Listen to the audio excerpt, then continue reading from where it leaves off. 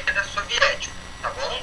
Outros modelos que a gente vai ver nesse momento, após a Segunda Guerra, durante a Guerra Fria, que também vão se desenvolver da parte do modelo soviético e que vai ser fundamental para a gente entender os dias atuais, vai ser o modelo chinês. Mas isso a gente vai deixar para falar num outro momento, tá bom? Então, em 48, a União Soviética vai tentar prevalecer a concepção de federação para a Bulgária e para a Iugoslávia. Alguns representantes desses países vão ir até Moscou, mas a Iugoslávia então vai rejeitar esse projeto e vai sair do bloco soviético já em 48. Beleza? Bom, gente, e com a morte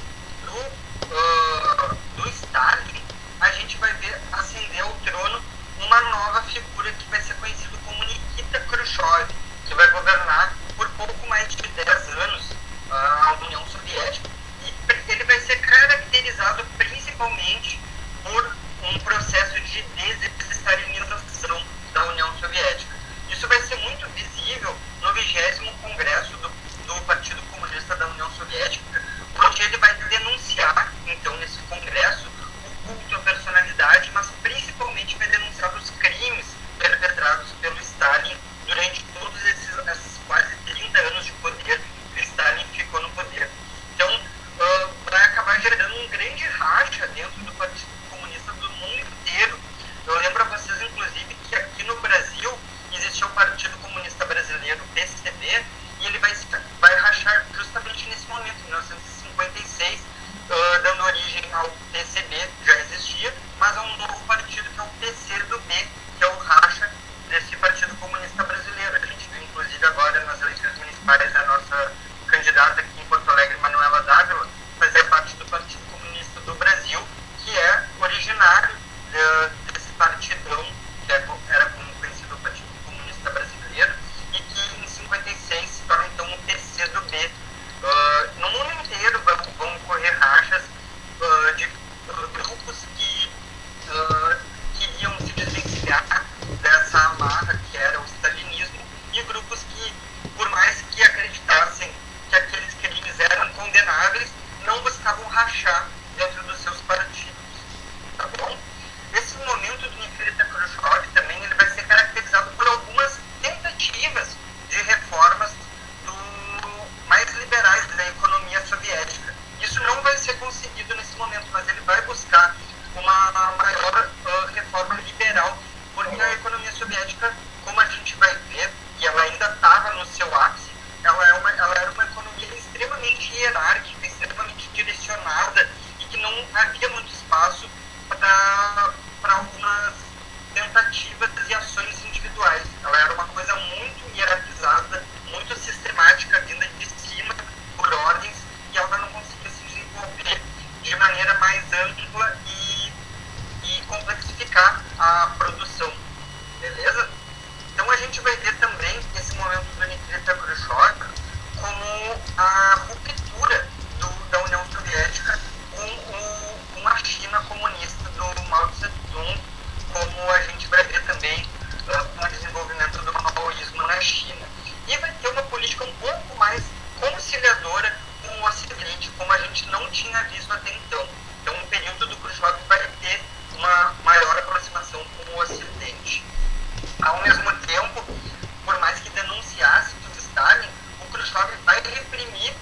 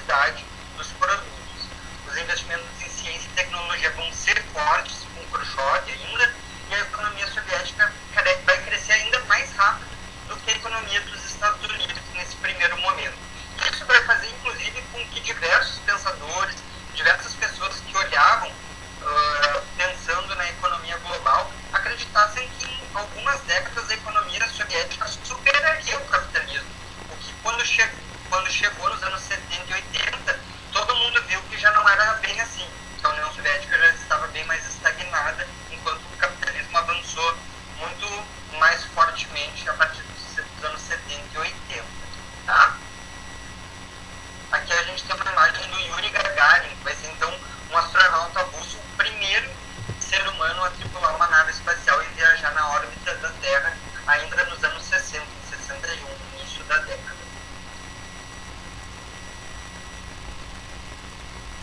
Bueno, e como eu comentei com vocês, a gente vai ter algumas dissidências, alguns movimentos que buscavam maior autonomia dentro do que foi conhecido como a cortina de ferro, né, por parte do bloco soviético. A gente vai ver que na Hungria vai existir em 56 o que foi conhecido como a Revolução Húngara. Até chama atenção para vocês que na imagem ali embaixo a gente consegue ver uma estátua do Stalin sendo depredada na capital da Hungria, Budapeste. A gente vai ver então que a Hungria, depois da Segunda Guerra, caiu na esfera de influência soviética e vai ser ocupada pelo Exército Vermelho. E isso, como eu comentei com vocês, gente, toda a região da Europa Oriental, alguma parte da Ásia, em que o socialismo não era uma questão nativa, em que era imposto por parte do bloco soviético, isso acabou gerando questionamentos muito grandes por parte da população local.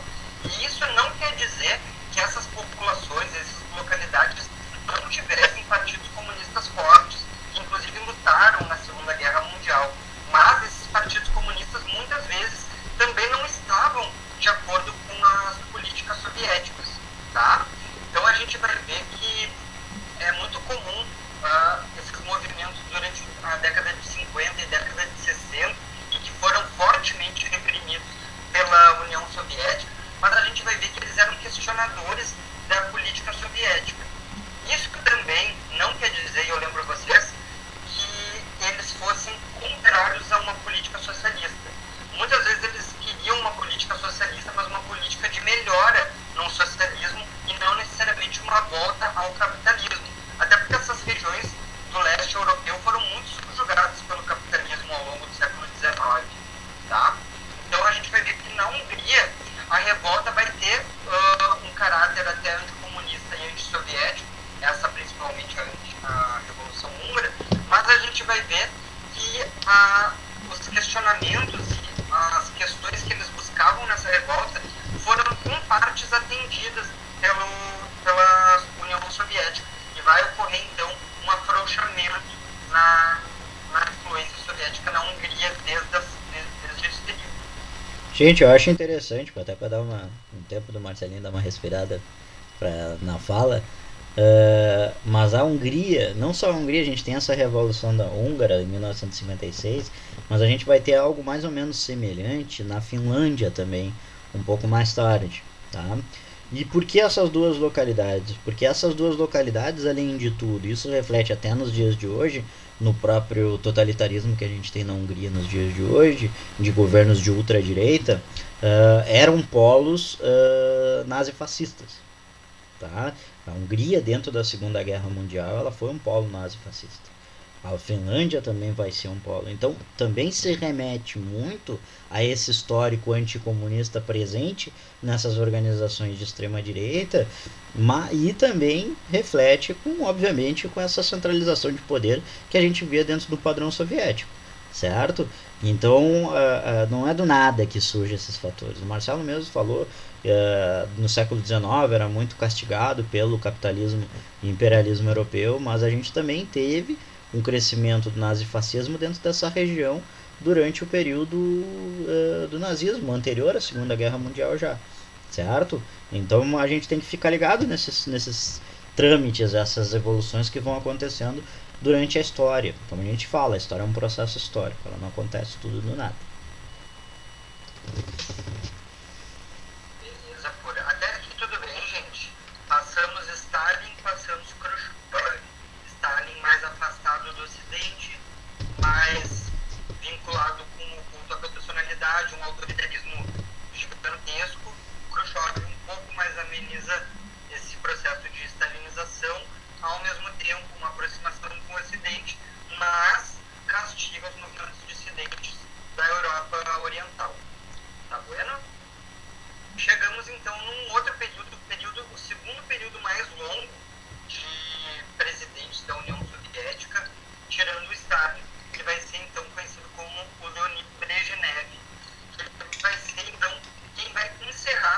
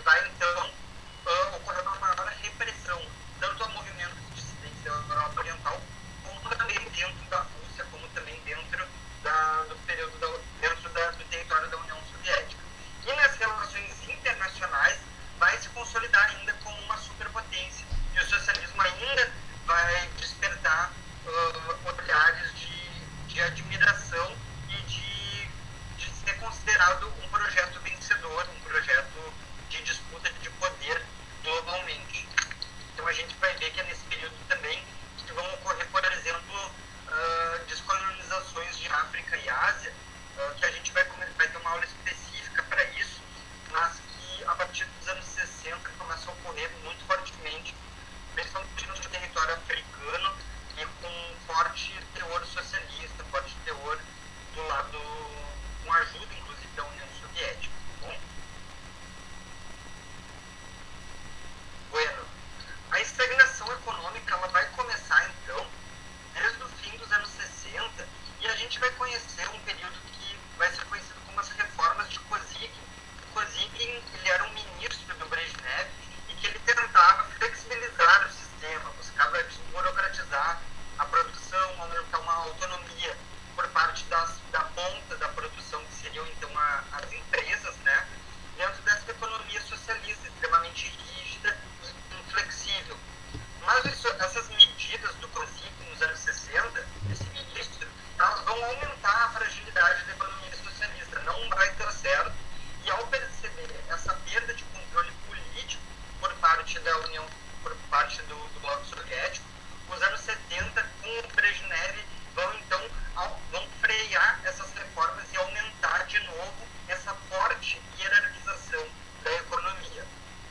Dos anos 70 em diante, a gente vai ver também que a União Soviética vai depender até um quarto das suas necessidades de importação de grãos. A gente vai ver que o império, essa gigantesco território com uma economia disputando a economia mundial, ao mesmo tempo vai estar importando grãos, o que vai fazer com que surjam grandes questionamentos, uma corrida espacial em andamento e um povo que não tem uma autonomia, uma grande autonomia por parte da produção agrícola do seu povo, né? Então isso vai acabar gerando grandes dificuldades econômicas para esse bloco de poder. Acho que passei sem querer. Não, é isso mesmo. Gente, segunda grande manifestação europeia que cabe a gente comentar na aula, além da Revolução Húngara, e essa realmente vai chocar realmente uma grande crise dentro do bloco soviético, e que notem pelo ano também, 1968, no Ocidente inteiro, foi um ano de grandes manifestações, principalmente da juventude. Começa na França, em Paris, questionando diversas autoridades, questionando diversos paradigmas, inclusive, e isso vai chegar no Brasil, vai chegar na América Latina. No bloco soviético não vai ser diferente, e vai chegar na Tchecoslováquia, a antiga Tchecoslováquia, que hoje é um território dividido também entre Eslováquia e República Tcheca, mas que na época então vão ocorrer esse movimento, principalmente iniciado pela ascensão do Alexandre Dubček ao poder nesse território da Tchecoslováquia, que representava, de novo, uma série de propostas liberais, buscando maior liberdade de imprensa, buscando maior direitos individuais para essa população. Essas medidas do Dubček não vão agradar os dirigentes soviéticos e vai fazer então com que as tropas soviéticas invadissem, as tropas do Pacto de Varsóvia, que a gente comentou para vocês que eram as tropas militares desse bloco soviético, vão invadir a Tchecoslováquia, derrubar esse cara e restaurar o poder soviético ao poder, tá bom? Vai ser, eu diria que é o principal movimento dissidente do bloco soviético, né, durante essa Guerra Fria, tá? Depois dos anos 80 vai ficar cada vez mais enfraquecido, vão ocorrer outras manifestações fortes, mas a Primavera de Praga é realmente emblemático para o bloco soviético, questionando principalmente a autoridade do poder, tá? Isso fica tão evidente que o primeiro país que a gente pode dizer que se separa da União Soviética, além da Finlândia, além da Iugoslávia, vai ser a República Tcheca, a Tchecoslováquia, que vai se separar entre dois países. Ali no início, um pouquinho antes dos anos 90, certo? Que já vem dessa anterioridade da Primavera de Praga. Tá muito rápido, gente. Estou falando do brasileiro, muito economiquez. Às vezes é um conteúdo que a gente fica falando de economia, de estagnação, desaceleração, a galera já fica meio perdida. Tá tranquilo? Tá favorável? Beleza. Então a gente vai ver então um momento de desaceleração da economia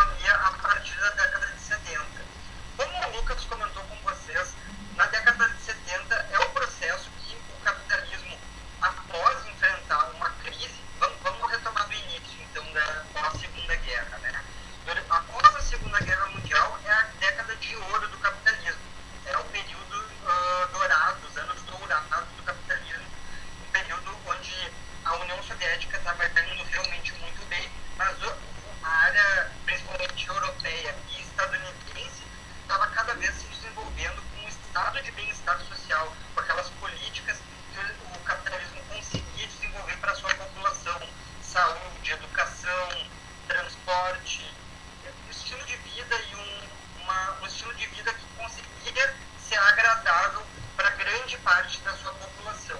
Isso era uma regra para todo mundo capitalista? Não, era para o primeiro mundo. O terceiro mundo, como a gente conhece aqui no nosso lado, as coisas são diferentes. Ocorreu ditadura, ocorreram diversas questões autoritárias e também aumento da desigualdade.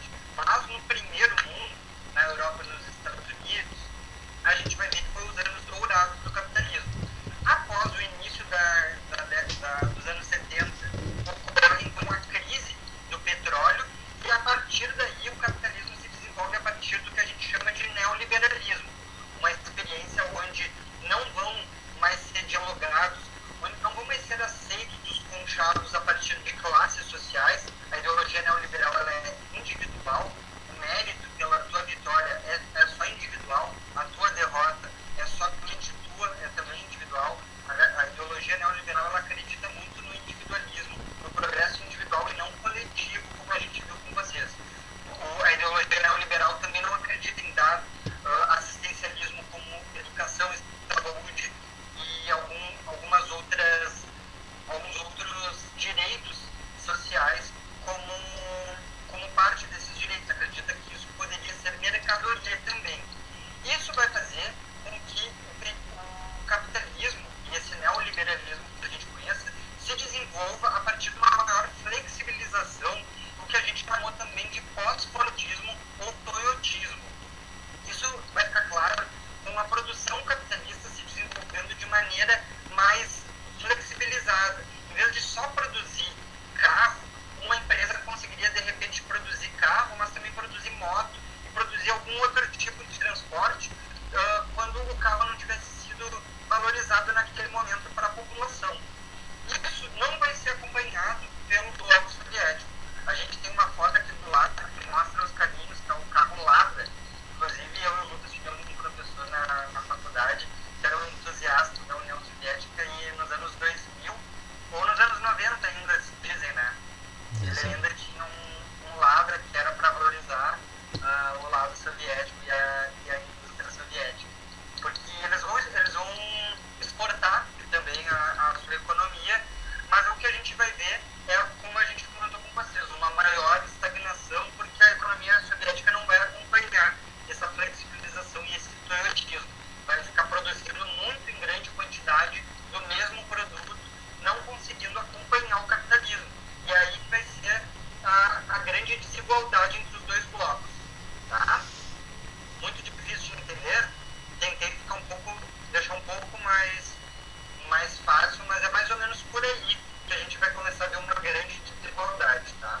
Dizem as lendas no curso da história que o trote da galera que entrava na faculdade era limpar o Lada, limpar o carro. Um dos trotes era os alunos limparem o lado do carro do professor.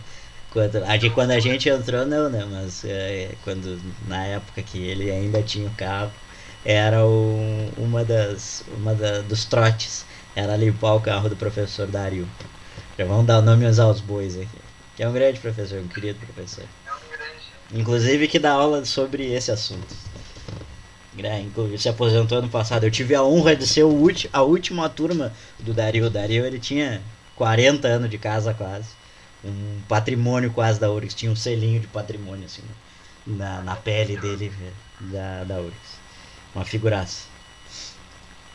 Tá, gente. Então, essas crises econômicas, inclusive, vão afetar a União Soviética, porque a União Soviética vai estar mais aberta para esses capitais estrangeiros. A gente vai ver que o Japão vai ser uma das principais economias nessa época, tá? E a gente vai ver que a União Soviética aberta para esses capitais, tanto para exportação, para importação também, isso vai gerar a queda da União Soviética. Depois do Brezhnev, a gente vai ver que nos anos 80 vão existir 4 presidentes em 4 anos. Vai ser um momento bem conturbado, até vir o último presidente, que vai ser o Gorbachev, que a gente vai falar na sequência, tá? Mas a gente pode anotar ali, ó, que a União Soviética produzia 80% mais aço, 2 vezes mais ferro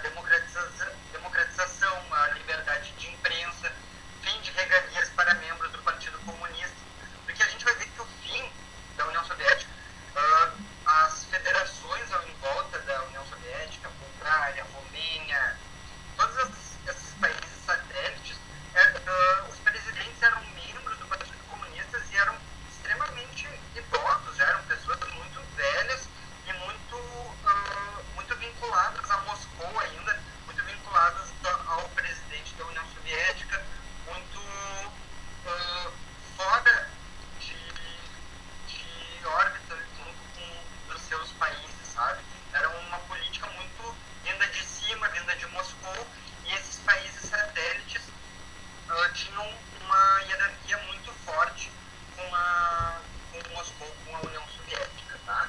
Então, essa primeira medida vai ter uma maior abertura política, uma maior democratização, enquanto que a perestroika vai ser, então, uma abertura de mercado mesmo do país, uma abertura econômica, diferente da política que era Glasnost.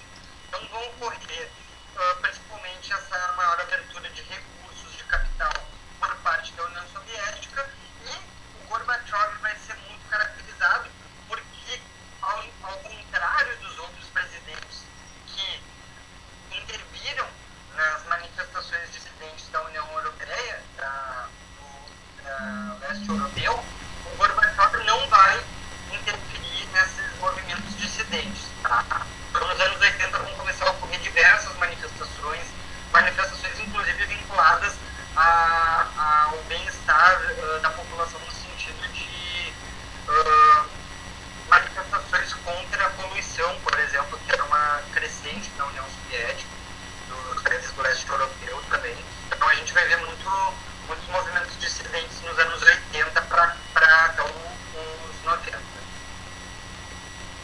Outros jogos que tiveram a sua data.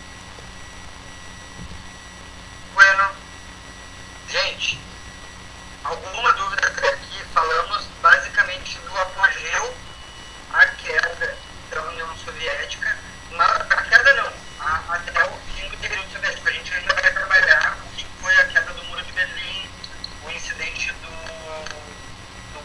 como é que eu falava? Chernobyl e a queda real a partir de 89 a 91. Mas a gente decidiu fazer um capítulo à parte só com conflitos indiretos, porque teve muito conflito armado, apesar do nome Guerra Fria, como a gente comentou, não ter conflito direto entre a União Soviética e os Estados Unidos. Indiretamente teve muita coisa, muita coisa. Então vamos comentar com vocês nesse capítulo aí, tá? Gente, indo de acordo com o que o Marcelo falou, a gente preferiu demonstrar para vocês esse período de conflitos indiretos a partir de zonas geográficas, tá? Primeiramente eu vou falar para vocês mais referente aos conflitos que aconteceram sobretudo na região do Oriente Médio, tá? Então a gente vai ver questão Palestina, Israel, guerra do Afeganistão e Revolução Iraniana, uma cacetada de coisa. E o Marcelo vai ficar mais relacionado à questão do Extremo Oriente, tá? Revolução Chinesa, Vietnã, Guerra da Coreia e também daí o que sobrou no meio de tudo isso, que é a Revolução Cubana. O Marcelo também vai trabalhar com essa ideia. Então a gente preferiu trabalhar dessa forma porque, por exemplo, mesmo não tendo uma linearidade periódica, sendo na mesma localidade, a gente consegue entender o que está acontecendo dentro desses locais, quais são os interesses de disputa dentro dessas localidades. E eu especificamente vou trabalhar dessas especificidades dentro do Oriente Médio, certo? Então muita coisa que vocês já podem ter visto na TV e que tem suas consequências até os dias de hoje, vocês podem serem respondidas a partir desse momento. Como é que chama? Me atrevo a dizer que muitas dúvidas podem ser sanadas, porque é uma salada louca aqui, gente. A gente vai ver vários países e às vezes até eu me confio dentro do conflito, porque está relacionado praticamente com os mesmos fatores, que é essa guerra religiosa, mas ao mesmo tempo também uma guerra para questão de recursos naturais, e aqui no Oriente Médio, sobretudo, o petróleo. Certo? Quer falar alguma coisa, Marcelo? Gente, só tenham em mente que conflito em política é dinâmico. Então, é o que eu sempre falo. Aliança e rivalidade muitas vezes acabam se misturando e são muito dinâmicas, tá? Fiquem com isso na cabeça, porque as coisas não são bonzinho contra malzinho, ladrão contra polícia e ponto, sabe? Então, foquem no processo, foquem na dinâmica. Gente, então eu vou começar a iniciar aqui com vocês a questão palestina, tá? E a criação do Estado de Israel.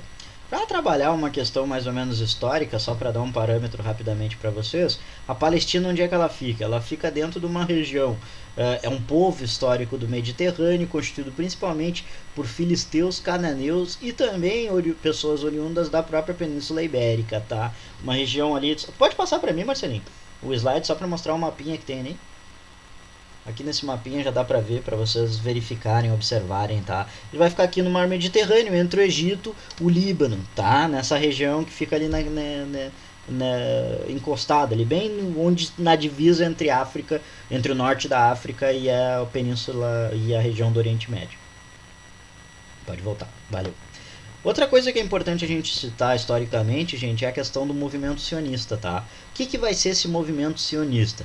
Ele vai ser criado principalmente pelo escritor judeu Theodor Herzl no fim do século XIX. E o sionismo vai ser então um movimento trabalhado, criado, tá? É um movimento criado a partir da ideia que existe uma terra prometida ao povo judeu, que é referida na Bíblia como Sião, tá?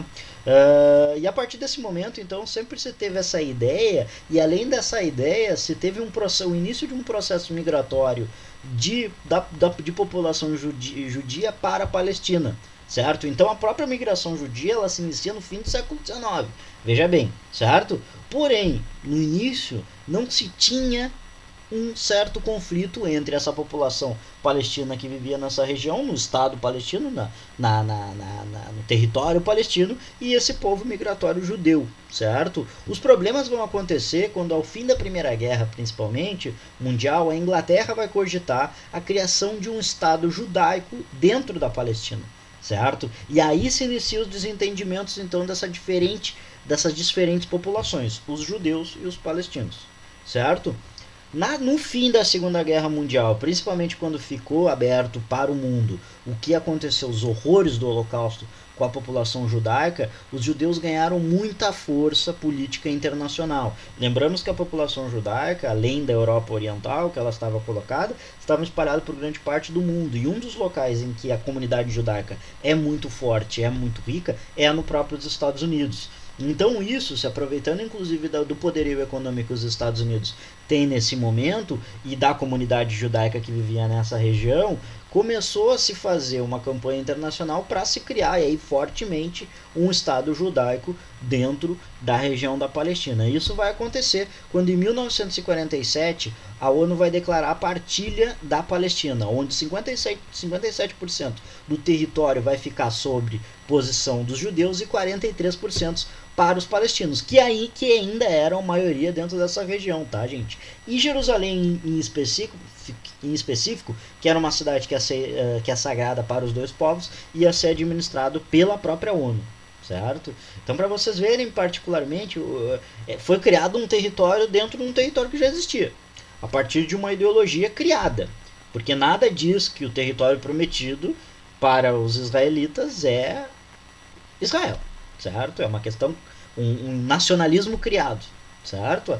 A partir daquela teoria sionista do século XIX. Pode passar para nós, Marcelinho. Então, em 1948 a gente tem a criação do Estado de Israel. Eu coloquei essa foto aqui do lado, tá, gente? Para vocês perceberem como foi essa divisão, essa partilha da Palestina em 1947.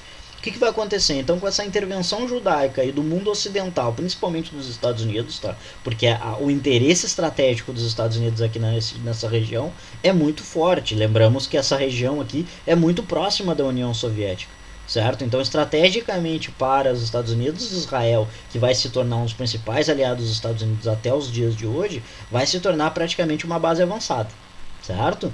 Então isso vai desagradar fortemente os estados árabes do Oriente Médio, não só a Palestina, obviamente, mas o Egito, a Jordânia, a Síria e o Líbano. Ali está a Transjordânia, tá? Mas é a Jordânia. Que vai organizar então não só uma ofensiva, mas várias ofensivas que vão acontecer durante os próximos anos nessa região aqui da Palestina, certo? Então a gente vai ter a Primeira Guerra Árabe-Israelense em 1949, e após todo esse conflito vai acontecer, a partir de um armistício entre as partes, a divisão do território da Palestina entre os participantes dessa guerra. Veja bem, os participantes dessa guerra: Egito, Jordânia, Síria, Líbano e Israel. Os palestinos não lutaram nessa guerra. claro, foram apoiados pelos árabes. Mas o que aconteceu? No fim das contas desse primeiro conflito da Primeira Guerra Árabe-Israelense, a Palestina ficou sem Estado. Então era um povo que existia uma nação anterior a essa criação do Estado de Israel e simplesmente os caras ficaram sem território depois. É aí que surge a questão da chamada questão palestina, certo? A Palestina até os dias de hoje luta por um território reconhecido do povo palestino. E aí dentro desse processo a gente vai ter uma migração gigantesca. Aqui para a América é muito forte a migração, aqui no Brasil a gente tem, mas principalmente no Chile, na comunidade palestina no Chile é muito forte. Eu tive oportunidade de conhecer lá e é muito interessante. Inclusive tem um clube de futebol que se chama Palestino, que até jogou contra o Inter esse ano passado, que é de descendentes palestinos, é um clube de descendentes palestinos, inclusive com jogadores da seleção palestina que jogam nesse clube. Pode passar para nós, Marcelinho.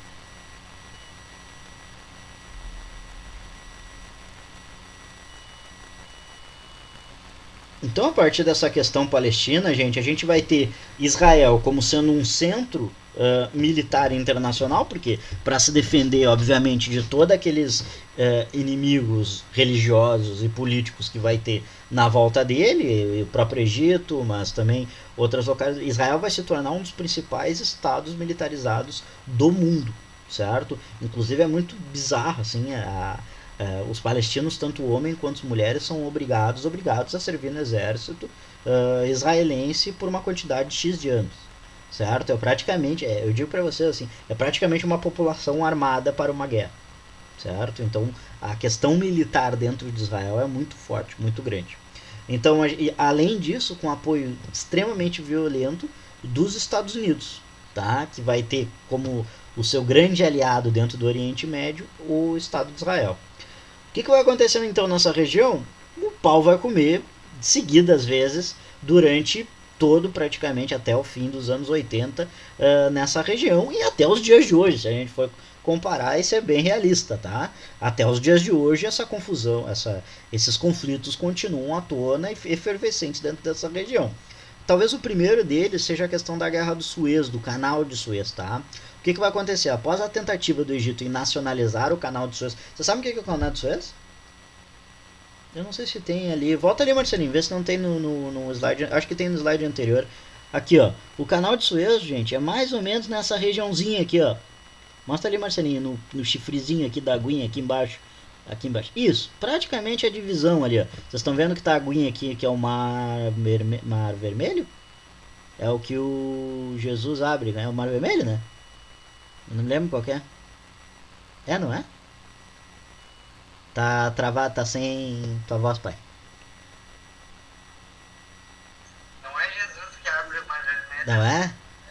É Moisés. Moisés. Moisés. Ah, um mais burro que o outro, tá ligado? Uma é Jesus e o outro Maomé viajando. Mas, gente, aqui tá mas acho que é o Mar Vermelho, não é? Eu não me lembro se é o Mar Vermelho. Isso. Aqui embaixo é o Mar Vermelho e ligando ao Mar Mediterrâneo. Isso aqui economiza quilômetros e quilômetros de viagem. Foi construído um canal e esse canal era de possessão anteriormente dos britânicos, dos ingleses, e depois ficou com multinacionais britânicas e algumas inclusive israelenses, mas britânicas e norte-americanas, se eu não me engano. E um presidente do Egito, um novo presidente quando assumiu, tentou nacionalizar, ou seja, estatizar esse canal de Suez. E aí vai iniciar um conflito nessa região. Pode passar ali para mim, Marcelo. Vai se iniciar um conflito dessa região, então tropas dos Estados Unidos, Israel e o Reino Unido vão invadir o Egito, e por fim vai ser definida que essa ocupação do Canal de Suez vai ser comandada pela ONU, certo? Então a ONU vai mediar, mas como a gente viu o que a ONU é nas últimas aulas, então praticamente se surgiu uma alternativa norte-americanizada, pacificada, para passar para o interesse capitalista esse canal de Suez, que é extremamente relevante dentro do comércio internacional, certo? Outro fator importante que a gente vai ter vai ser a chamada Guerra dos 6 Dias, onde territórios árabes vão ser incorporados a Israel em 1967, tá? Foi uma verdadeira... Como é que eu posso dizer? Uma grande derrota que a gente vai ter desse conluio árabe da região e tentando dar um troco em 1973 dentro do como é que chama, do feriado judaico do Yom Kippur. Essa aliança árabe vai invadir Israel para retomar esses territórios, tá? Por causa do apoio dos Estados Unidos a Israel nesse conflito, vários países que eram árabes, que eram os principais exportadores de petróleo para o mercado internacional, vão encarecer por gosto o petróleo nesse momento.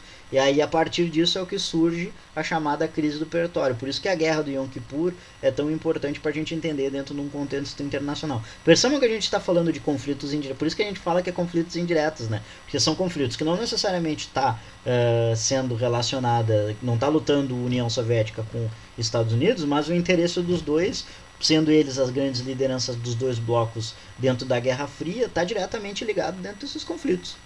Certo? Por isso que são questões de conflitos indiretos. E aqui, gente, uma questão muito importante, tá? Que eu acho que talvez seja a coisa mais importante dentro desse momento. Que dentro da própria Palestina, dentro do próprio povo palestino, se inicia uma luta de autoridade, de reconhecimento, de busca de autoridade e de reconhecimento desse território palestino.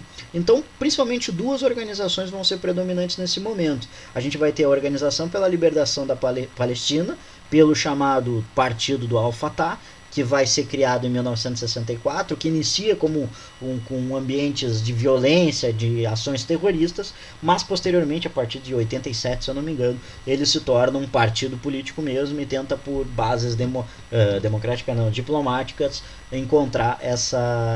criar esse partido, esse território palestino. O principal nome dessa figura aqui, extremamente relevante, tão pouco falado dentro do contexto internacional, que é o Yasser Arafat, né? E vocês talvez não tenham pegos tanto, mas o Yasser Arafat, na nossa época, depois de toda a crise que a gente teve, nos anos 2000, Yasser Arafat era uma grande personalidade mundial, sempre estava nos noticiários, porque ele é ele que fazia frente com a autoridade de Israel nessa questão palestina. E aí a gente tem um grupo também extremista, que é o Hamas, tá? O Hamas é um grupo considerado por muitos países, vários países, um grupo terrorista, que ele vai utilizar da própria violência para revidar a violência da ocupação dos territórios palestinos contra Israel. Gente, é horrível o que acontece dentro da Palestina. A violência que é criada dentro da Palestina. Então, se a gente for pensar dentro daquela lógica do próprio Malcolm X, que a gente trabalhou na aula passada, dessa violência, não comparar a violência a reação da violência daqueles que são oprimidos com a violência do opressor, a gente tem países, por exemplo, que não vão aceitar o Hamas como um país, uma organização terrorista. Certo? Então são leituras bastante mais complexas do que simplesmente que a gente fala, e dessa relação própria maniqueísta que o Marcelinho falou entre bem e o mal. Eu acho que as coisas a gente tem que começar a ver a partir de uma visão de várias interpretações, que não só o bem e o mal está ligado dentro de tudo isso, são interesses econômicos, políticos, religiosos que vão estar em conluio a partir dentro desse momento. Certo? Ok? Entenderam? Vocês sabiam disso? Da questão palestina? Já tinham ouvido falar? É uma das lutas mais fortes, eu acho, dentro dos dias de hoje ainda, que se mantém fortemente até os dias de hoje, que é essa questão palestina, né? Um território que foi retirado de uma nação, e essa nação luta até os dias de hoje para ter o reconhecimento desse território. E aí passa para nós, Marcelinho, só para dar o choque na galera, para mostrar para vocês o quanto a questão palestina é uma questão extremamente violenta, né? Imagina, esse era o território da Palestina em 1946, antes do início do Estado de Israel. Em 1947 já tirou uma grande parte, mais da metade de Israel, da Palestina, do povo palestino. Ali em 1967, com a Guerra dos 6 Dias, e depois que foi retirado aqueles territórios dos palestinos, diminuiu mais ainda. E aí em 2011, aqui vocês percebam a atual situação do território palestino. É uma coisa revoltante, é uma questão muito triste o que acontece dentro do território da Palestina, e a luta do povo palestino por reconhecimento é muito digna, certo? E é muito interessante essas questões. Vamos passar, Marcelinho? Alguém tem uma coisa a falar? Autores Desculpa, Marcelo. Fala aí pra nós. Não, tem muitos autores que eu vejo trabalhando até com a ideia de apartheid nesse caso, sabe? Pela violência, pelo Estado Armado de Israel. É uma questão bem complexa. Mas notem que a comunidade judaica também tem a questão da Segunda Guerra Mundial, dos campos de extermínio que passou, vai para Israel, vai para a região da Palestina e muda muito a postura, é uma postura muito mais de um Estado armado, é uma questão muito complexa que se desenvolve entre a Segunda Guerra e após a Segunda Guerra. Mas é muito importante também dizer, gente, que existem movimentos bastante grandes, não é uma teoria hegemônica, o sionismo, né, que a gente chama, não é uma corrente hegemônica dentro da comunidade judaica. Existe a comunidade judaica, e ela é bem grande, que condena essa forma, inclusive, de ocupação dos territórios palestinos e a forma como o Estado de Israel age contra a população palestina, certo? Então, como eu digo para vocês, é difícil a gente falar essa questão de bem ou mal. A gente tem que ter o conhecimento, tem que ter uma postura crítica ante cada situação. Nós tivemos, né, Marcelo, colegas que são judeus e eram completamente contrários e nos explicavam que a corrente era grande dentro da comunidade judaica, inclusive aqui de Porto Alegre, que recusa essas ideias. Tem um movimento progressista bastante interessante dentro da comunidade judaica que luta internamente contra o sionismo, certo? Vamos falar rapidamente aqui da OPEP e da crise do petróleo, então, para vocês. A OPEP, gente, foi uma forma que a OPEP, a Organização dos Países Exportadores de Petróleo, foi uma forma que foi encontrada pelos países árabes de fazer frente ante ao capital internacional, sobretudo aquelas grandes empresas chamadas Sete Irmãs, que são grandes empresas internacionais que praticamente têm o cartel da distribuição de petróleo no mundo inteiro. Até coloquei para vocês o nome delas depois. Mas são países árabes, tá? A maioria deles da região ali do Oriente Médio. O Irã, o Iraque, o Kuwait, a Arábia Saudita. O único que é de fora, para vocês verem que é um pouquinho interessante, é a Venezuela, que é um dos principais produtores de petróleo do mundo. Não é à toa que a sina da Venezuela, até os dias de hoje, está muito relacionada ao seu poderio de exportação de petróleo internacional, certo? Então a OPEP vai atuar como um cartel, ou seja, eles vão definir o preço de distribuição. Cartel a gente viu na aula de segunda revolução industrial. O cartel é o que? É aquilo que uma certa conglomerações que produzem o mesmo produto, para evitar que exista uma competição a essas conglomerações, vão definir um preço único, como por exemplo o cartel da gasolina aqui em Porto Alegre. A gasolina aqui em Porto Alegre não vai modificar muito o valor em 10 centavos. Por quê? Porque tem um preço estipulado, apesar de ser proibido, se sabe que tem um cartel em Porto Alegre para definir o preço da gasolina, certo? Então a OPEP vai fazer mais ou menos a mesma coisa, vai fazer um cartel para definir o preço do petróleo para distribuir para essas grandes produtoras, tá? Pode passar, Marcelinho, para mim, por favor.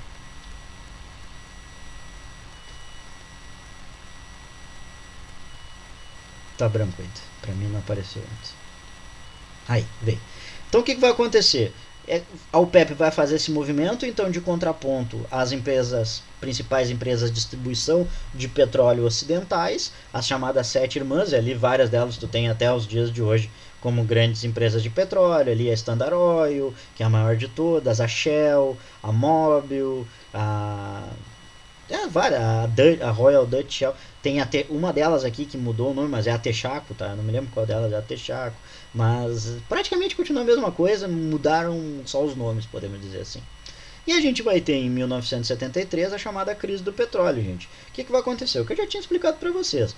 Os Estados Unidos vão apoiar o Israel dentro da guerra do Yom Kippur, e os países da OPEP, que eram árabes na sua grande maioria, vão supervalorizar o preço do valor do petróleo e vai encarecer o produto no mundo inteiro. Mas não é só o petróleo que vai encarecer, gente. Tu tem que entender, quando modifica o preço do petróleo, tudo encarece. Porque para tu levar uma coisa a um lugar ou de outro, distribuição de todos os produtos, tu precisa de petróleo. Então encarece todos os produtos do mundo. Por isso que é uma crise do capital. E vai ser a maior crise do capital desde o crash da Bolsa de 1929. Vocês vão ver que ela vai desestabilizar toda uma economia mundial, sobretudo a economia predominante naquele momento, que é a social-democracia. E a partir disso vai compartilhar a derrocada da social-democracia no cenário internacional. E nesse momento é que a gente tem, como o Marcelo tinha falado anteriormente, o crescimento de uma nova política econômica, que é o neoliberalismo.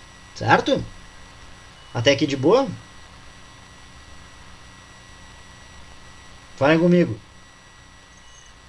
A imagem tá travada, né? Tá travada? Mas tô ouvindo legal.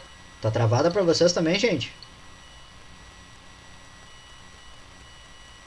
Acho que é minha internet. Eu acho que é o tu entrou, Marcelo.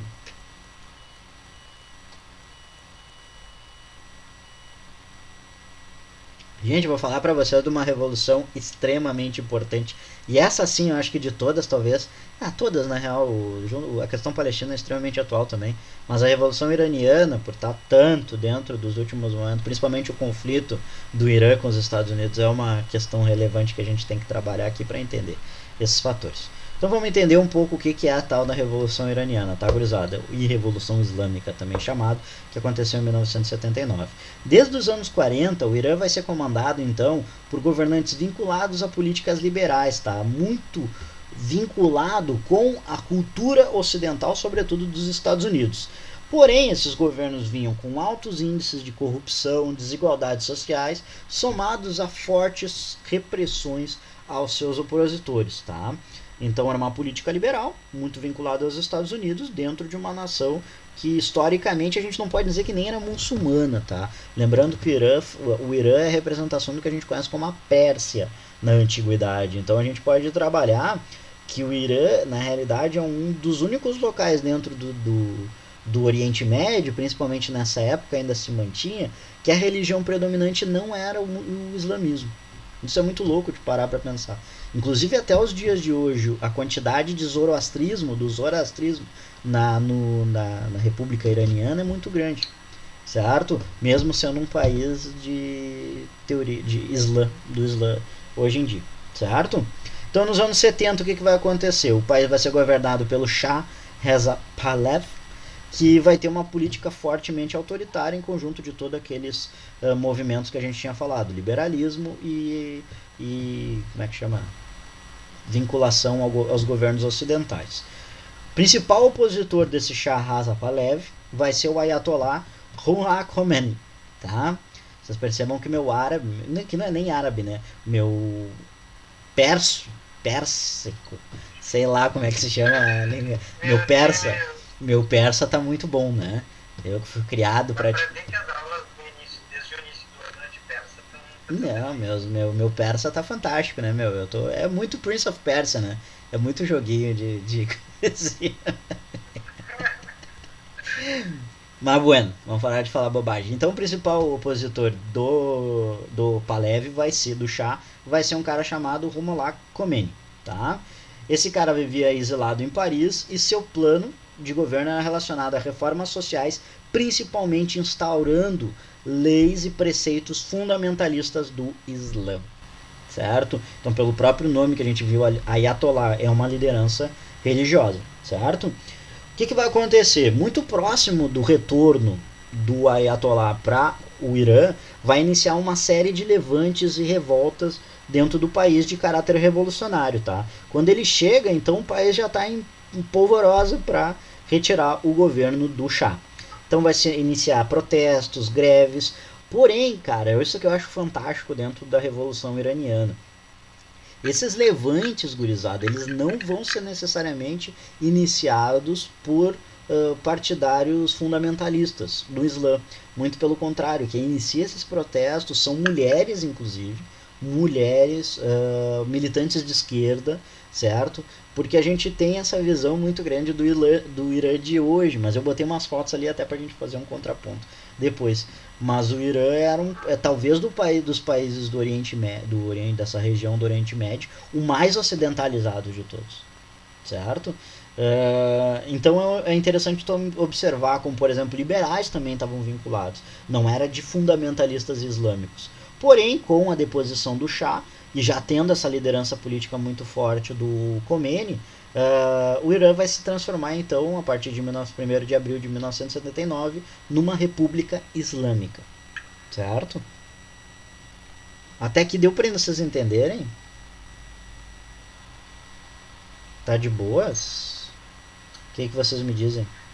Quer falar alguma coisinha, Marcelinho? Sobre a Revolução do Islã?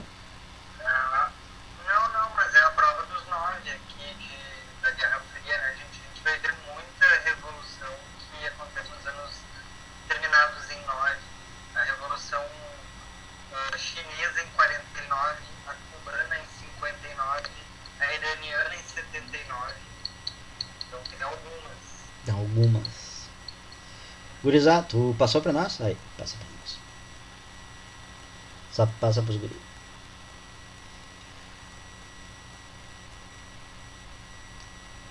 Então o líder do governo vai ser o Ayatollah Khomeini, tá? Praticamente toda a nova constituição vai ser baseada na legislação islâmica, tá? Em várias esferas progressistas da sociedade tivemos a implementação do fundamentalismo islâmico, sobretudo a opressão feminina, tá? As mulheres aqui, ó, por exemplo, essa primeira foto é uma foto de anterior a 1979, de mulheres que estavam indignadas que iam ter que voltar a utilizar, putz, eu sempre me esqueço como é que é o nome, Marcelinho, depois tu puder ver aí pra mim, utilizar o véu, tá? Não é burca, cara, burca é o inteiro, só o hijab, eu não me lembro o nome do... E elas foram, pelas novas legislações islâmicas, elas foram obrigadas a voltar a usar isso aqui depois de anos e anos de progressismo dentro do território muçulmano, tá? Dentro do território iraniano, desculpa. Isso, muito bom, que a gente estava conversando antes. O que vai acontecer então? Os Estados Unidos, foi um país que apoiou essa revolução, que teve problemas com essa revolução, não apoiou, ele apoiava o governo do Shah. Com a tomada da embaixada dos Estados Unidos em Teherã, pelos fundamentalistas islâmicos, pós-revolução de 79, então vai iniciar esse rompimento diplomático entre o governo fundamentalista do Irã e os Estados Unidos, certo? Porém, ao mesmo tempo, vai haver um afastamento político-diplomático do Irã com a União Soviética, tá, gente? Isso aqui que é interessante, porque sempre falam que o Irã era... sempre apareceu, pelo menos para mim, dentro das aulas de Guerra Fria, sendo o Irã um braço da União Soviética contra os Estados Unidos, né? Que depois a gente vai ver a guerra Iraque-Irã, que era o Iraque, daí, no caso, vinculado aos Estados Unidos. Mas muito pelo contrário, o Irã sempre se afastou, na realidade, de ideologias externas. A ideologia sempre predominante do governo iraniano, a partir da Revolução Iraniana, é o Islã, certo? E até os dias de hoje, né? E por isso o conflito que é secular, a gente pode dizer assim, entre a civilização ocidental e a civilização iraniana, certo? Porque os Estados Unidos remetem a eles isso, né? Como grande representante herdeiro das políticas greco-romanas. Tem isso que é interessante a gente pensar também. E aí a gente volta na história lá pra Grécia Antiga, tem a guerra do Peloponeso, qual é a outra? Eu me esqueço o nome da outra. As guerras médicas. As guerras médicas que eram entre Persa e os gregos, sempre se remete a essa ideia entre a guerra que definiu quem predominava entre o Ocidente e o Oriente, né? Então eu falo que essa guerra, por exemplo, é uma guerra milenar, podemos dizer assim, porque ela está vinculada a essa herança entre o Ocidente e o Oriente criado nesse cenário internacional, e até os hoje é predominante.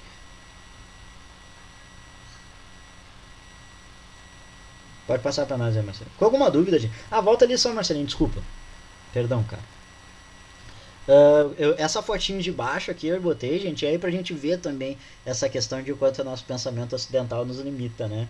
Essa foto aqui de baixo é uma foto de um protesto de mulheres, se eu não me engano, nos anos 2000 já, que era um protesto a favor do uso, do mantenimento do uso da burca. Então as mulheres estão protestando para que se mantenha a lei vigente muçulmana, a favor da lei muçulmana. Então, para a gente ver o quanto talvez a nossa limitação, que as mulheres não, essa coisa, as mulheres não têm os direitos lá, que é verdade, muito verdade, são oprimidas e coisas e tal, própria utilização do véu e coisa e tal. Mas eu acho que é muito maior que isso. É outra ideia cultural, é outra vigência. Aquela burca pode ter um símbolo para elas que signifique muito mais do que uma simples repressão. Às vezes é algo de identificação própria cultural, vinculado a questões religiosas. Aí dá plano para nós fazer umas 10 aulas, mas é para vocês perceberem como as coisas às vezes não são certo ou errado, muçulmanos, cristãos, essa coisa dicotômica que a gente tem na nossa cultura ocidental, né? As coisas a gente tem que observar e fazer processo crítico, que é muito maior às vezes, muito menos simples do que a gente pensa todas essas questões. Pode passar para nós, Marcelo. Agora sim. Desculpa, querido, tô abusando do senhor. Falar rapidamente aqui da guerra Irã-Iraque, tá, gente? Que vai de 1980 a 1988. O que vai ser a guerra Irã-Iraque? O Irã, após então a Revolução Islâmica, vai se tornar um governo de fundamentalismo islâmico de vertente xiita. Essa é uma coisa importante que eu não falei. O Ayatollah Khamenei tinha na sua vertente muçulmana, como a gente viu na aula lá atrás, de civilização muçulmana, aquela divisão entre sunitas e xiitas. O Irã vai se tornar predominante xiita. O governo iraniano vai se tornar predominante xiita. Porém, dentro do Iraque, desde os anos 60, era um governo de cunho nacionalista e de Islã, porém sunita, que são os grandes rivais dentro da teoria islâmica, mantém o partido no poder, Ba'ath, não sei dizer, Ba'ath, vamos dizer assim. E o principal líder deles, olha aqui quem chegou aqui para nós voltar a conhecer, por isso que eu digo, tem muita coisa que a gente vai entender agora. É um cara chamado Saddam Hussein. Eu tenho certeza que vocês já ouviram no nome, vocês podiam ser crianças na época que o Saddam Hussein foi assassinado, mas vocês sabem quem foi o Saddam Hussein, não sabem? Sabem? Eu lembro muito. Bah, eu me lembro muito. Passou na TV de tarde. Muito doido, caindo a estátua dele. Sendo enforcado. Muito doido, muito doido. Você se lembra do Saddam Hussein? 2000 quanto isso? Bah, 2000, não, é mais. Saddam Hussein é mais.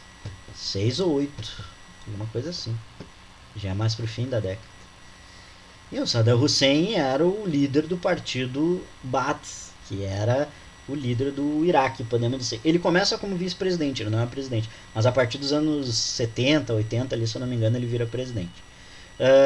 Amigo dos Estados Unidos. Isso que a gente vai falar agora. Observem, com o apoio dos Estados Unidos, o Saddam Hussein vai iniciar o confronto com o Irã. As tropas iraquianas que o Saddam Hussein vai comandar vão ser treinadas pelo governo dos Estados Unidos, que vão matar ele 30 anos depois, nos anos 2000. Pra vocês verem como o mundo é doido. O mundo dá voltas. Já diria CPM 22, gurizada. Certo? O mundo dá voltas. Então, passa aí pra nós, parceiro. CPM 22 é cultura. Cultura, gente. Não é só... Como é que é? Death Rock, não sei como é que chama. Era uma música informando sobre a Guerra Fria. É uma música informando sobre a Guerra Fria e o Saddam Hussein. Volta ali, Marcelinho, só. Não tem mais nada? Ah, tá. Daí o Saddam Hussein, então, inicia o confronto com o Irã. E devido à ameaça ao país vizinho, que o país vizinho trazia o Iraque, principalmente num contexto religioso, por esse confronto entre a religião xiita com a religião sunita, mas também num ponto territorial estratégico. O Iraque não tinha saída pelo mar, certo? Então aí, além de tu ter um confronto entre essas duas nações, tu tem também uma potencialização da divergência entre os Estados Unidos e a nação iraniana. Não é à toa que o Irã odeia os Estados Unidos, porque é um dos principais organismos contrário à política iraniana. E os Estados Unidos, até os dias de hoje, tenta desestabilizar os governos iranianos das repúblicas islâmicas, porque certamente é a grande liderança anti-capital e anti-Estados Unidos dentro do Oriente Médio, é o Irã. Certo? Esse ano, eu não sei se vocês lembram, porque já faz 67 meses, mas no início do ano teve uma rusga entre Irã e Estados Unidos. Lembram? Que teve um iraniano muito importante, chefe militar, morto num atentado. Isso. E aí gerou um reboliço, mas ficou por isso mesmo. Né? Por mísseis. Na verdade, teve mais gente morta, por teve um outro atentado. Isso, e por robôs norte-americanos, alguma coisa assim, né? Foi bombardeada por robôs norte-americanos, alguma coisa do tipo. Eu me lembro que aconteceu, é verdade. Então, essas guerras, essas rugas sempre vão estar acontecendo. Na época, eu me lembro da época do PT aqui no Brasil, o governo do PT era muito ligado ao Ahmadinejad, que era o antigo presidente do Irã, certo? E aí o Ahmadinejad vinha diretamente ao Brasil, era muito próximo o governo do PT com eles, e é um dos motivos também que houve algumas rusgas diplomáticas entre o próprio Brasil e os Estados Unidos nessa época, né? Porque o Brasil reconhecia como legítimo o governo da Ahmadinejad como um governo diplomático não, democrático, inclusive. Fale, Marcelo. Fazia parte da política externa do PT, que era a de apoiar países ascendentes, né? Países em ascensão, como a Índia, a China, a Rússia, o próprio BRICS, vem daí, né? Aquele bloco que foi formado por Brasil, Índia, China, Rússia e África do Sul. Eram países emergentes dentro do capitalismo, né? E o Irã vinha nessa onda também da política internacional do Lula.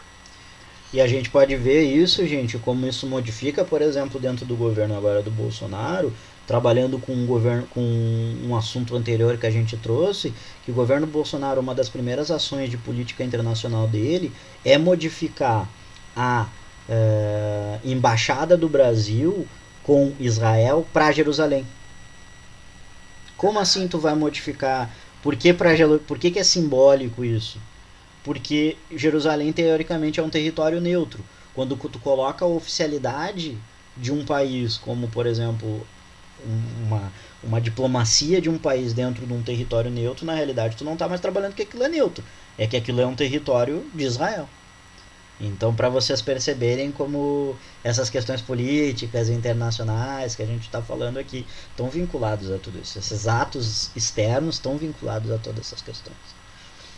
Pode passar agora para nós aí, Marcelinho, que nós vamos falar do último conflito no Oriente Médio aqui, que é a Primeira Guerra do Afeganistão, que também tem um personagem que eu tenho certeza que vocês conhecem, certo? Mas espera aí, segura que nós vamos falar dele daqui a pouquinho. Gente, só para terminar ali do Irã-Iraque, só para falar que foi uma mortandade de louco, mais de 1 milhão de mortos, foi assim, horrível mesmo.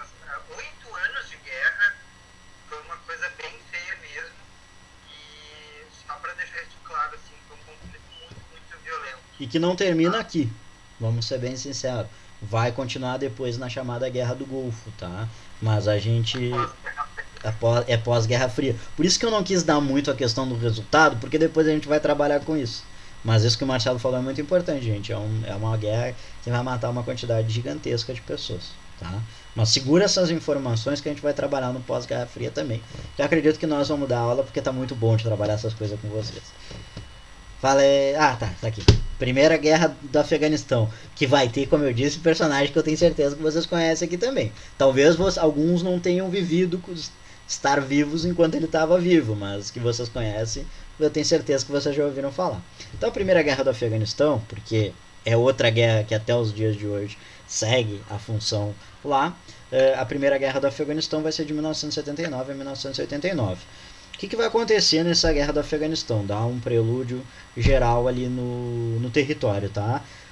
Em 1979, o Afeganistão vai estar numa profunda borbulhamento, fervorescência social, tá? Porque vai se iniciar, inclusive, uma guerra civil num combate entre os dois principais movimentos ideológicos que a gente vai ter no país, que vai ocasionar uma disputa de poder e, consequentemente, nessa guerra civil. A gente vai ter de um lado, a gente meio Bruce Buffer para falando aqui,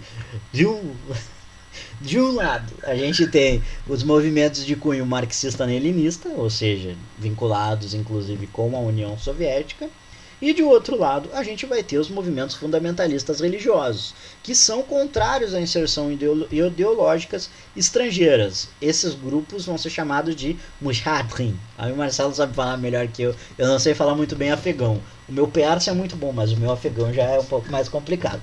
Então, na União Soviética, vai decidir invadir o Afeganistão para apoiar esse movimento revolucionário marxista-leninista. Muitas pessoas, eu e o Marcelo, a gente estava trabalhando anteriormente, muitas pessoas trabalham com a ideia que a Primeira Guerra do Afeganistão vai ser o Vietnã da União Soviética. Certo? Então segurem essa informação porque vai ajudar vocês a entender o que o Marcelo depois vai falar da Guerra do Vietnã. Então os Estados Unidos vão iniciar um movimento de apoio financeiro e bélico às guerrilhas fundamentalistas islâmicas, os mujahideen, tá? E não somente no Afeganistão, porque sabendo que os mujahideen não eram uma força predominante dentro do território do Afeganistão, eles também vão financiar movimentos extremistas e fundamentalistas religiosos em países vizinhos, como a Arábia Saudita, o Paquistão, e também tinha mais um outro que eu não me lembro, na Síria, uma outra coisa assim que eu não esqueci de botar ali. E um desses grupos financiados pelos Estados Unidos vai ser mundialmente famoso posteriormente, que inclusive o cara é um saudita e foi treinado pelos Estados Unidos, estudou no Reino Unido, inclusive tem foto dele vestido lá com os New Beat, aquelas coisas dos anos 70 nos Estados Unidos, que é um cara chamado Osama Bin Laden. Eu sabia que vocês sabiam, gente, que a gente ia falar aqui também na Primeira Guerra do Afeganistão. Muito em carnavais do Brasil na década de 2000. Verdade, presente, inclusive com o saudoso Caceta e Planeta, né? Tinha o Cafofo do Osama, que era uma coisa fantástica, que era um grande programa que a gente tava. O Osama Bin Laden, então, que era o líder da Al-Qaeda, certo? A gente vai ter, então, após a União Soviética conquistar as principais cidades do país, o conflito, porém, vai seguir muito efervescente no interior, tá, gente? Sim, Marina, muito bem, eu queria que alguém me falasse isso. Onde é que vocês já ouviram o Osama Bin Laden? Da questão das torres gêmeas do atentado em 2001, que aí vai se dar o início, já dando spoiler das nossas aulas posteriores, pós-Guerra Fria, o início da Segunda Guerra do Afeganistão, certo? É a terceira, na realidade, porque a segunda é a do Golfo. A terceira Guerra do Afeganistão. No século XXI, primeiro ano, já tem um caos total no mundo. Mas ouviu muito bem, Marina, isso aí mesmo. A minha geração do Lucas é totalmente marcada por esse fato, sabe? Muito forte. Eu me lembro até hoje dizem que é, mas eu me lembro que eu tava em casa e foi chocante assim, esse negócio das torres gêmeas, assim. Eu me lembro que eu não fui pra escola no dia, não sei o que eu tava fazendo.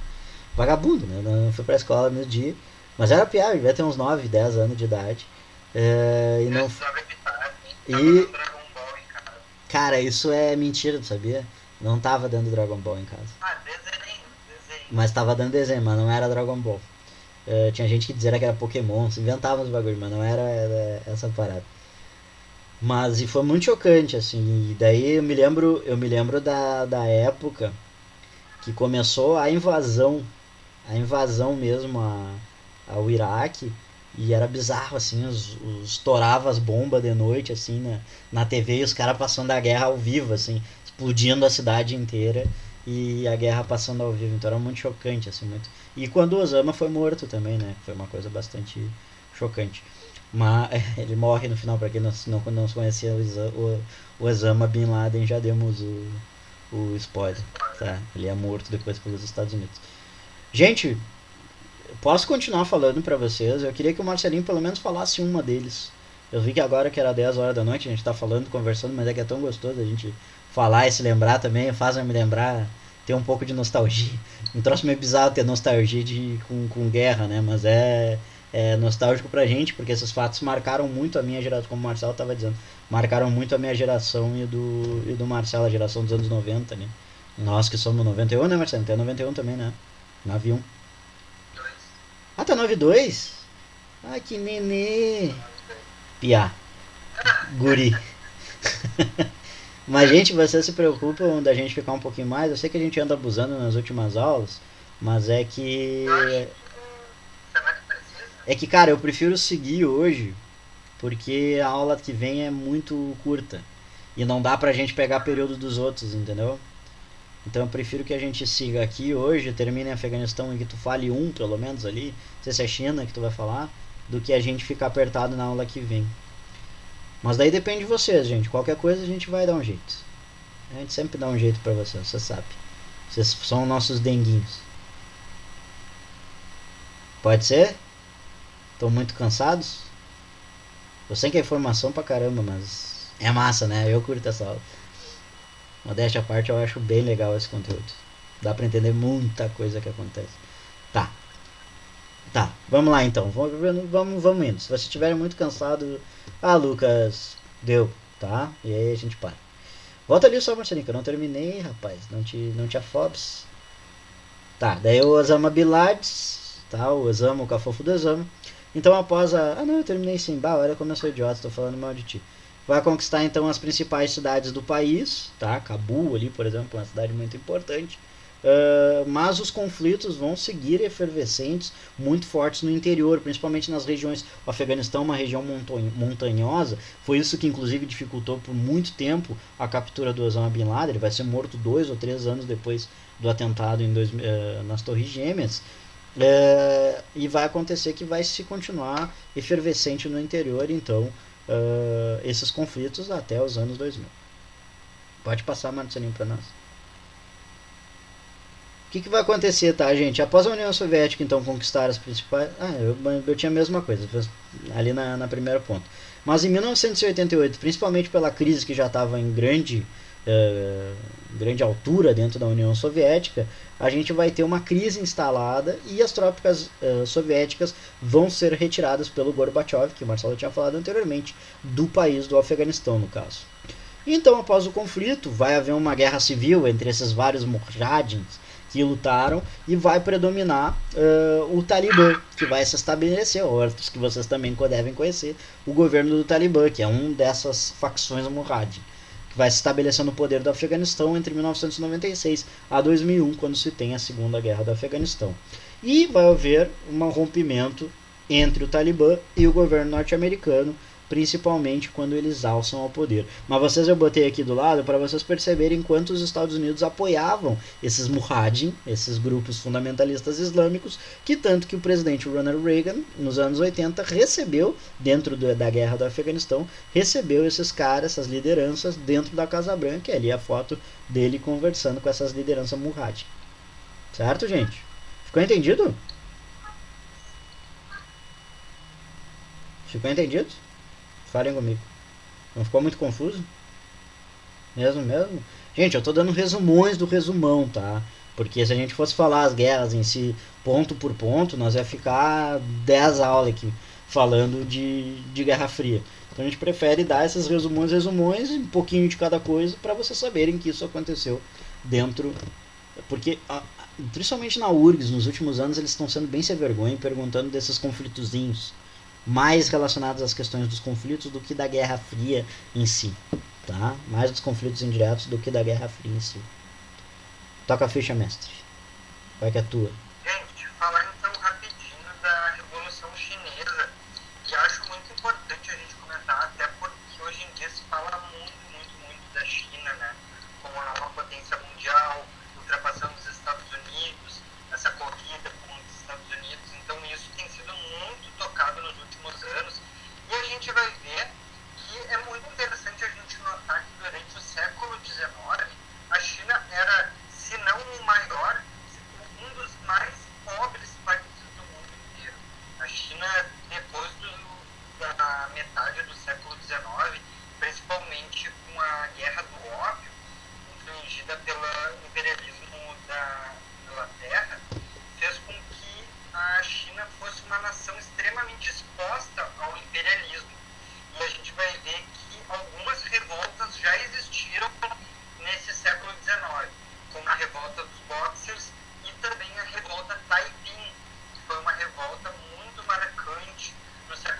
XIX na China, tá bom?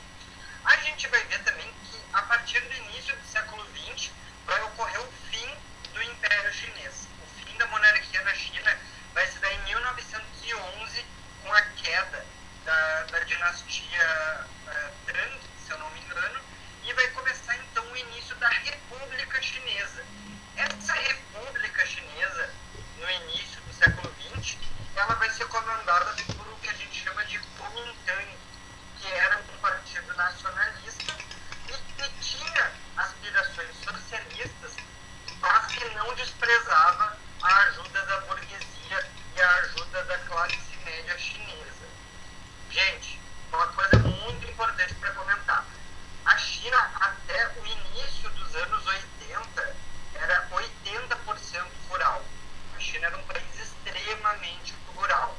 E como a União Soviética também, um território extremamente grande e que tinha diversas etnias, um caldeirão de etnias. A China tem uma etnia dominante, que mais de 90% da população é Han, mas a gente vai ter mais de 50 etnias ao longo do resto da população. E quando a gente fala de 1% chinês, 2% chinês, a gente está falando de milhões de pessoas. Então, qualquer coisa na China, a gente vai estar falando de 5 milhões de pessoas, 10 milhões de pessoas, uma população gigantesca. Nessa época que a gente está comentando, 1/5 da população mundial era chinês. Tá? Agora, os dados de hoje em dia é por aí também. A China tem 1,3 bilhões de pessoas, então um número exorbitante de gente. Tá? Nos anos 30, a gente vai ver um racha dentro da República, que vai acontecer principalmente com o domínio japonês, o Japão sendo uma potência imperialista, capitalista também. O Japão vai então dominar boa parte da China e o Kuomintang, esse que era um partido nacionalista na China, não vai conseguir se opor ao imperialismo nipônico, ao imperialismo japonês. E, ao mesmo tempo, a China vai então entrar nos anos 30 com essa dominação japonesa. Quem vai conseguir se opor a essa dominação vai ser algumas revoltas dominadas pelo Partido Comunista Chinês e por esse cara que era o Mao Zedong. O Mao Tse-tung, ele vai ser um cara que vai conseguir angariar muito poder, principalmente nas áreas rurais da China. Tá? Gente, vai fazer então uma espécie de poder paralelo nos anos 30 junto com o Kuomintang. uma questão interessante para a gente entender é que a China vai sofrer muito com essas invasões nipônicas, tá? E por isso uma contrariedade da população a essas atitudes do Kuomintang, tá? A China sofre e muito. Questão de estupro, violações, morte de pessoas, exploração de trabalho, é muito violenta dentro da China. Acho que a gente tinha comentado com vocês a própria questão de não... Exato. Essa revolta... Fale. Pode falar. Fala. Não, essa revolução chinesa, gente, ela tem totalmente um ar anticolonial. Assim como a soviética também teve, por o czarismo ser um cativeiro dos povos, como é conhecido, o chinês ele era considerado uma raça inferior pelos japoneses. E isso vai fazer com que o sentimento nacionalista chinês seja muito utilizado pelo Mao e pelos comunistas como uma maneira de orgulho nacional. Eu lembro a vocês que os filmes do Bruce Lee, que são até de uma geração anterior à minha e a do Lucas, mas que passou muito. Bem anterior, né, Marcelinho? Bem anterior. Anos 80. 60, 70. 60, 70. Mas que as placas dos filmes sempre apareciam do Bruce Lee, né? Proibida a entrada de cachorros e chineses. Existia um sentimento de apartheid mesmo, um racismo muito forte contra o povo chinês. Isso vai ser muito utilizado pelos comunistas, tá?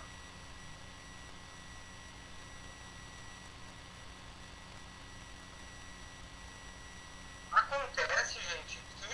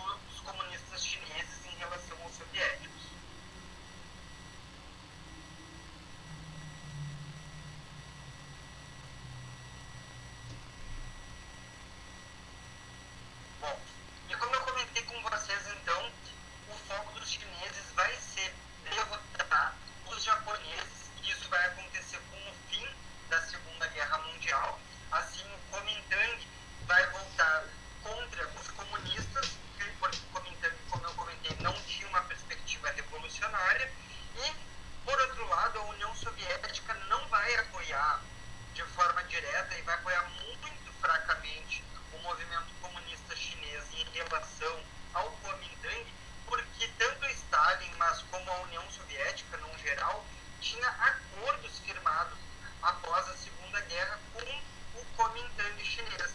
Então, o Stalin e a União Soviética não vão apoiar essa rebelião chinesa do Partido Comunista, e isso vai fazer com que, desde o início, as relações entre o Partido Comunista Chinês e a União Soviética sejam fracas, não sejam muito bem estabelecidas desde o início. Ó, notem que quando eu estou comentando ali em 49, está falando ali do PCC, não encarem como PCC para o primeiro comando da capital, tá? É Partido Comunista Chinês. Então eles vão conseguir derrotar o Kuomintang em 49, depois de uma longa marcha pelo interior do país, angariando legitimidade, angariando poder pela zona rural, que era a maioria da população, e vão conseguir, sem um grande apoio da União Soviética, tomar o poder.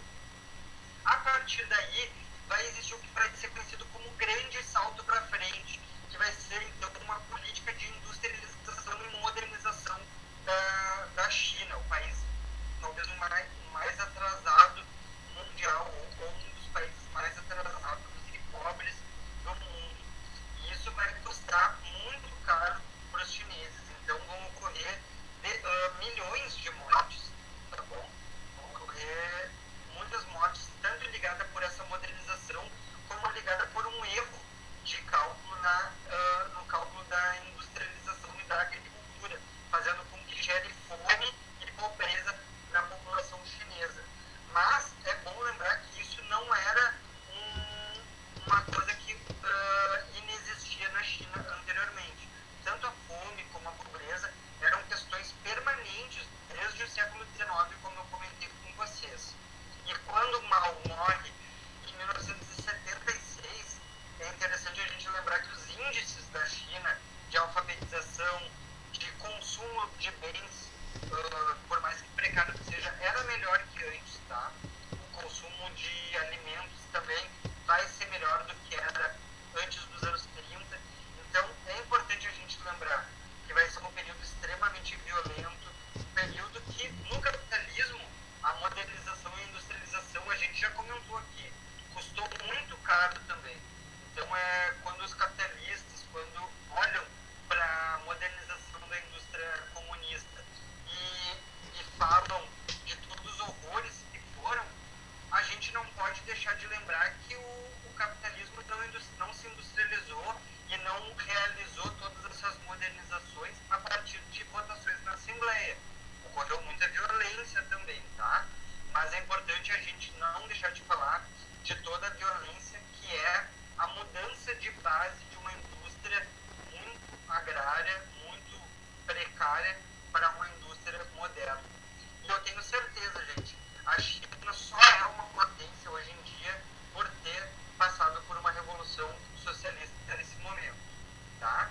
Então a gente vai ver que a China vai se desenvolver principalmente a partir dos anos 70, como a gente vai ver, mas os conflitos com a União Soviética vão se dar desde o início, com Khrushchev no fim dos anos 50. Eles vão romper definitivamente, principalmente com a falta de auxílio do programa nuclear da China, que a União Soviética não vai bancar, e a China vai conseguir, inclusive, se aproximar do Ocidente e entrar na ONU nos anos 60. Então vai ser um conflito muito dinâmico, um processo muito dinâmico, e ao romper com a União Soviética eles vão se aproximar dos Estados Unidos. Notem a contradição e notem a complexidade das coisas. Mas aí eles vão se aproximar dos Estados Unidos, vão se aproximar da ONU, vão conseguir um assento na cadeira de segurança da ONU até os dias de hoje, vão se aproximar. Tem uma foto ali embaixo com o Richard Nixon, o presidente dos Estados Unidos, com o Mao apertando a mão dele ali. E a gente vai conhecer então o que é chamado por muitos, apesar de toda a discussão que pode existir, do socialismo de mercado chinês, tá? A partir dos anos 70, depois da morte do Mao, e com um cara muito conhecido como Deng Xiaoping, que vai modernizar desestabilizar ainda mais a China e fazer com que os índices sociais e econômicos se tornem cada vez melhores para esse país, tá bom? Ô Marcelinho, acho que seria interessante só trocar uma palavrinha ali sobre a Revolução Cultural também. Claro. Quer falar ou eu falo? Não, pode falar, não tem problema. Quer que eu fale? Não, eu posso falar. Gente, então três questões muito importantes sobre esse período chinês, né? A longa marcha, onde os comunistas ainda não eram uma grande maioria e vão conseguir angariar o apoio dentro da China rural. Depois disso a gente vai ver o grande salto para frente, que é as políticas de modernização, e a revolução cultural, que vai ser então justamente o que o nome diz, um processo cultural muito importante dentro da China de caça a opositores do regime e um processo de cada vez mais de educação e também de um idealismo chinês, um idealismo não, mas uma ideologia socialista dentro da China muito forte. Isso vai ficar muito marcado pelo livro vermelho do Mao, mas vai fazer então com que existam reformas tanto nas instituições, reformas culturais que buscassem trazer o povo chinês um orgulho por esse processo do maoísmo. Vai ser basicamente essas três mudanças, essas três grandes enfrentamentos, esses três grandes processos que vão caracterizar essa revolução chinesa. Muitos ainda falam em NEP de 1000 anos, em socialismo de 1000 anos, um processo extremamente longo e demorado, como é uma sociedade chinesa que foi por muitas dinastias um império fechado ao Ocidente, um império que era vinculado simplesmente pelas suas características internas, pelo seu orgulho interno como nação. Então muitos falam que o socialismo na China ele está em processo e que ele vai cada vez mais se desenvolver, mas devagar e sempre. Tem muita gente que defende esse processo, tá? Gente, eu acho interessante também algumas coisas sobre a Revolução Chinesa, que eu acho que para nós hoje em dia é extremamente necessário a gente começar a entender e falar mais, porque, olha gente, talvez nos próximos 10 anos a gente vai ter uma modificação dentro do parâmetro hierárquico de supremacia mundial, de uma potência, né, mundial, que é a China. A China certamente vai passar, é certo, e acho que é próprio disputas políticas dentro dos Estados Unidos, o desespero político dentro dos Estados Unidos já demonstra isso. Mas a China, muito provavelmente, nos próximos anos vai ter a predominância dentro do cenário político e econômico internacional. Mas umas coisas interessantes que é pra gente ver dentro desse processo.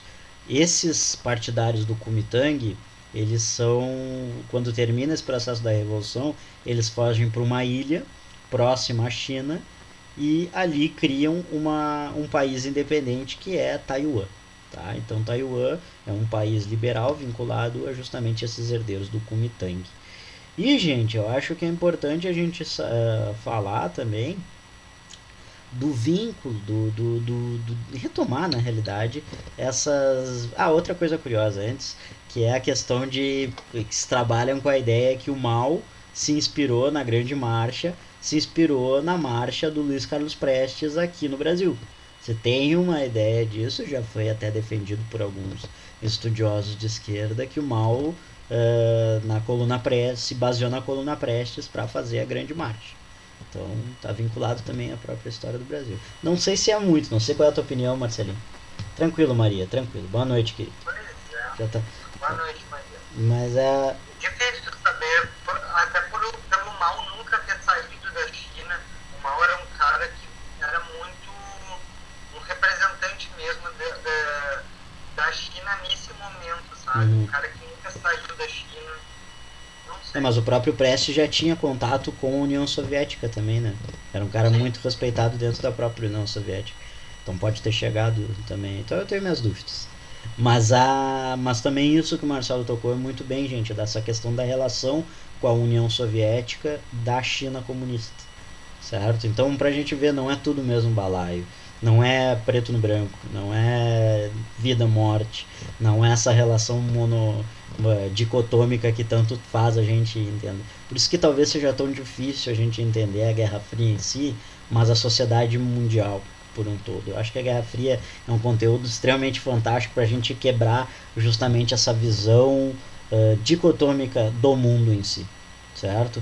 Até porque as percepções que a gente vê, por exemplo, dentro da União Soviética, dentro da China comunista, são culturas e percepções. Como é que esses caras aguentam regimes autoritários? É diferente, são culturas diferentes, são processos políticos diferentes, são às vezes também o que é vendido para nós, né? Também não é bem isso que acontece por lá. Mas eu acho que é uma aula que levanta muito essa ideia do processo crítico a partir da história. Então, na próxima aula a gente continua.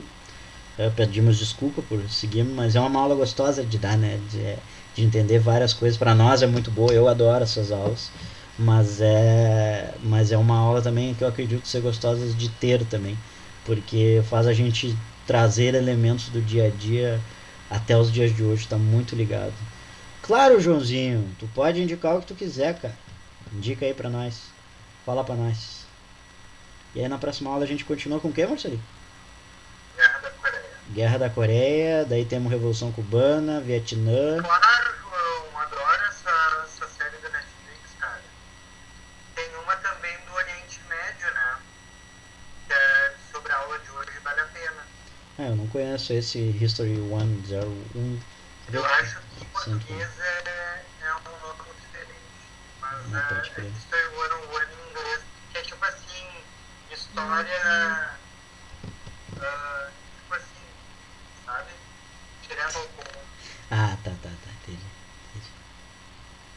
Não, muito bom. Valeu, gurizada. Valeu, gurizada. Um beijo grande pra vocês. Esperamos que vocês tenham gostado. Pedimos desculpa por nos passar, mas a gente tá chegando na hora, né? Tá chegando no momento. Então vamos aproveitar, já que o assunto tá bom, a galera, o povo é gostoso de dar aula. Então é isso aí. Obrigado a vocês, lindezas. Um beijo grande no coração de vocês. Tamo junto. Ficaram com dúvidas, pode chamar. Que é as guri e é os guri, não tem jeito.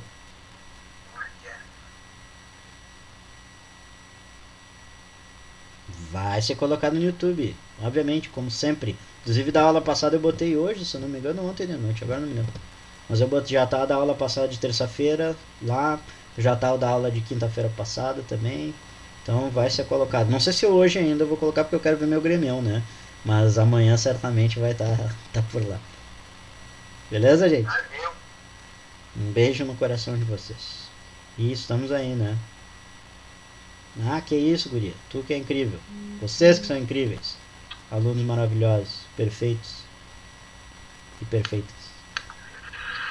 Tchau, tchau, gente. Beijo.